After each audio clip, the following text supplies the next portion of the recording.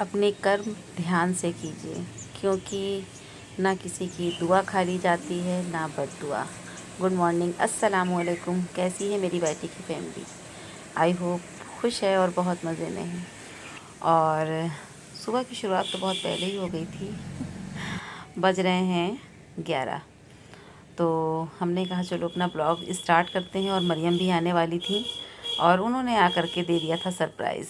तो हमने कहा कि क्योंकि उनके अब्बा आ रहे थे इधर शहर की तरफ, तो ये कहने लगी हम जा रहे हैं सुल्तान से मिलने के लिए। और मरियम को, ज़िया को, इन लोगों को जो है, मतलब ये लोग एनिमल्स लवर हैं, इन लोगों को बहुत ज़्यादा जो है पसंद है जानवरों से मोहब्बत करना। तो जब मरियम आई तो मरियम से ज़िया ने पूछा क्या खाओगी? ज़्यादा शर्माने की ज़रूरत नहीं है, आराम से बता सकती हो। तो ज़िया ने कहा इसको तो सिर्फ बिरयानी पसंद है। तो कहने लगी कि हाँ तो फिर जो आपका मन करे बना दीजिए। हमने कहा इतना इतराने की ज़रूरत नहीं है मैडम, जो खाना है वो बताओ। तो ज़िया कहने लगी यार देखो धूप बहुत तेज़ हो रही है और गर्मी जो है बहुत उफ़ उफ़ वाली हो रही है, और हम धूप में जाएंगे नहीं चिकन लेने के लिए। तो घर में जो चीज़ें हैं उसी से आप बिरयानी बनाइए। तो चलिए सोयाबीन बिरयानी बना लीजिए। तो ये लोग सोयाबीन की भी बिरयानी बहुत शौक़ से खा लेते हैं। तो हमने कहा चलो कोई बात नहीं है, सोयाबीन की बिरयानी बना लेते हैं। तो मरियम कहने लगी खाला हम बनाएं? तो हमने कहा हाँ बनाओ, लेकिन अभी हमने राजा भाई को फ़ोन किया था तुम्हारे, यानी मेरे बड़े साहबजादे, तो वो भी खा लेते हैं शौक़ से। तो हाँ हो सकता है खाएं, और अगर तुमसे गड़बड़ हो जाएगी तो नहीं खाएंगे। और वैसे भी उन्होंने खाई भी नहीं, और बेचारी की हसरत रह गई कि हम बनाते। लेकिन हाँ मैंने 50% काम बिरयानी का उससे करा लिया था और 50% हमने खुद कर लिया था, यानी कि वो साथ ही साथ मेरे लगी हुई थी किचन में। रायता बनाया उसने, प्याज काटी, और दौड़ कर गई किराना स्टोर से बिरयानी मसाला लेकर आई, दही लेकर के आई, और ज़िया जनाब बैठे ही रह गए। तो कहने लगी चलो ठीक है कोई बात नहीं हम ले आ रहे हैं। तो यहाँ पर जो है फिर हम और मरियम जो है फटाफट से जुट गए थे। और आजकल ऐसा हो रहा है कि गर्मी हो रही है, मेरा ज़रा भी दिल नहीं कर रहा है कि हम जो है वीडियो शूट कर रहे हैं। और अगर हिम्मत करके शूट कर लेते हैं तो यार जैसे लगता है कि गर्मी ने नज़र लगा दी या किसी इंसान की नज़र लग गई। मेरा जो है वीडियो जो है अपलोड करने का, एडिट करने का दिल ही नहीं करता है। शायद ये गर्मी की शरारत मेरे साथ चल रही है, और गर्मी हमको बिल्कुल नहीं बर्दाश्त है। हम आपको बताएं, मुझे गर्मी लगने का मतलब, गर्मी जब लगती है तो मतलब क्या होता है, जब किचन में जाएं और ऐसे तो दाल चावल है अपना, इंसान ने जो है घूम घाम के चढ़ा दिया, पकता रहा और वो खट से पक जाता है। लेकिन अगर रोटी बनानी हो, बर्तन वॉश करना हो, तो जहाँ पसीना निकलना शुरू हुआ, जहाँ थोड़ी देर हमें किचन में खड़ा होना पड़ा, यानी 2 रोटी बनाई, 3 रोटी बनाई, और फिर चौथी रोटी पर जो है फिर हमें इचिंग होने लगती है। और जो चूल्हे के पास खड़े होते हैं तो उसकी जो मतलब आँच लगती है, फिर हाथों में जो है मेरे खुजली शुरू हो जाती है, और इतनी शदीद वाली जैसे लगता है कि आग से एलर्जी हो जाती है। और ऐसा आज से नहीं, बचपन से ही ऐसा है कि गर्मी जो है बिल्कुल भी, गर्मी ये मई जून की तो बिल्कुल भी नहीं बर्दाश्त होती है।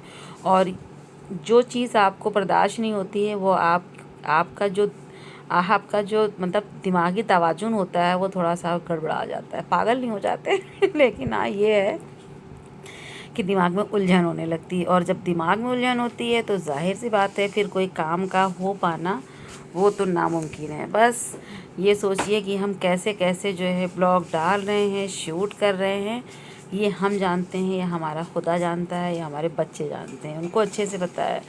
और मेरी अम्मी तो अक्सर गुस्सा हुआ करती थी कि इनको बहुत ज़्यादा गर्मी लगती है, देखो ससुराल जाती हैं तो क्या होता। और सच में जब ससुराल गए ना तो सास तो पूरी जालिम मिली। डायनासोर, यानी जिसकी प्रजाति विलुप्त हो गई है, लेकिन वहाँ पर वो डायनासोर के रूप में वो प्रजाति जो है मतलब है, विलुप्त नहीं हुई है, वो एक इकलौती प्रजाति है जो इंसानी रूप में है, लेकिन उसका अंदर की जो रूह है वो डायनासोर वाली है। तो उसके साथ कोई भी बहुए खुश ही नहीं है। और अल्लाह ताला का निज़ाम देखिए कि अल्लाह ताला ने उस डायनासोर को 7 बेटे दिए, और 7 बेटे में से जो बहुएं हैं, अभी तो एक बेटे की शादी नहीं हुई है, लेकिन उससे नाखुश सब रहते हैं। वो मतलब एक अच्छी औरत नहीं है, औरत के नाम पर वो धब्बा है।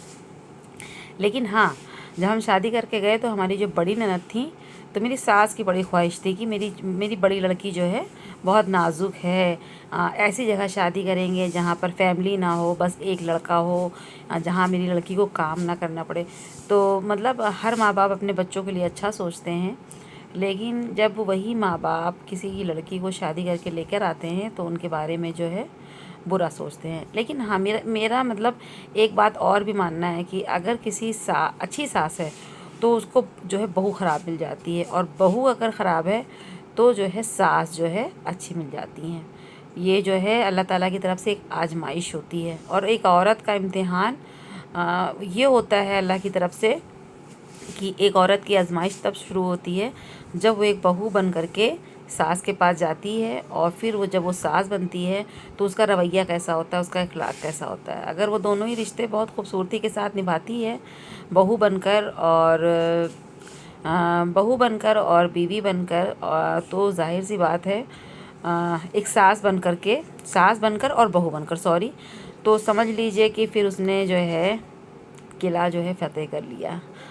और कुछ बहुएं ऐसी होती हैं जो शादी करके आती हैं, तो होता है कभी कभी, जैसे कि आजकल तो ज़्यादातर लव मैरिज का चलन है, लेकिन जो अरेंज मैरिज होती है तो कभी कभी जैसे कुछ बच्चे जो होते हैं बहुत फर्माबरदार होते हैं, तो वो अपने माँ बाप की पसंद को ही तरजीह देते हैं, और माँ बाप के प्रेशर में आकर शादी के लिए हाँ कर देते हैं। और जब उनकी बीवियाँ घर आती हैं तो उनको जो मतलब उन लड़कियों को जो मोहब्बत अपने शौहर से मिलनी चाहिए उतनी ज़्यादा नहीं मिलती है, 50 वाली मिलती है, 50 वाली नहीं मिलती है। तो फिर जो है वो अपनी सास और ननद के इर्द गिर्द जो है मतलब ये ज़ाहिर कराने की कोशिश करती हैं कि हम आपके बहुत वफ़ादार हैं, सच्चे हैं, और उनका दिल जीतने की कोशिश करती हैं। लेकिन इस फिराक में भी रहती हैं कि जैसे ही मौका मिले कि मतलब फिर धीरे धीरे तो इंसान जब घर में एक तोता भी लाता है, पाल लेता है, तो उससे भी मोहब्बत हो जाती है। लेकिन जब धीरे धीरे फिर वो लड़की इंतज़ार करती है, ये बहुत चालाक और शातिर लड़की की बात कर रहे हैं। चालाक और शातिर लड़की वो होती है जो वक्त का इंतज़ार करती है और ख़ामोशी से ससुराल में रहती है, और इंतज़ार करती है कब जो है मेरा शौहर हमको 100% वाली मोहब्बत करे, और जो है फ़ौरन जो है हम पैतरा अपना बदल लें। और वाकई में वो बहुत सब्र वाली होती हैं, मानना पड़ेगा उन लोगों को, ऐसी लड़कियों को जो मतलब इस बात का इंतज़ार करती हैं कि कब शौहर मेरी मुट्ठी में आए और कब जो है हम अपनी सास पर और अपने ससुराल वालों पर वार कर दें। तो अल्लाह ताला ऐसी लड़कियों से जो है बचा के रखें।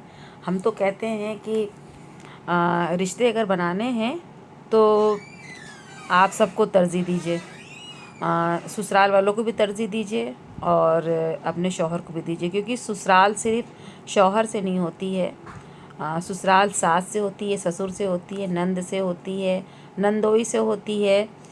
घर में बहुत सारे ससुराल में रिश्ते होते हैं। अगर आप उन्हें लेके चलते हैं, उन्हें दिल से निभाते हैं, तो समझ लीजिए कि आप भी एक दिन सास बनेंगी, आपके साथ भी ऐसे रिश्ते होंगे, तो आपको भी जो है उसी तरह का रिस्पांस मिलेगा। हमने शुरू में क्या कहा था, अभी सलाम से पहले हमने कहा था कि ऐसे कर्म कीजिए, अपने कर्म पर ध्यान दीजिए, क्योंकि ना किसी की दुआ खा ली जाती है, ना किसी की बद्दुआ खा ली जाती है।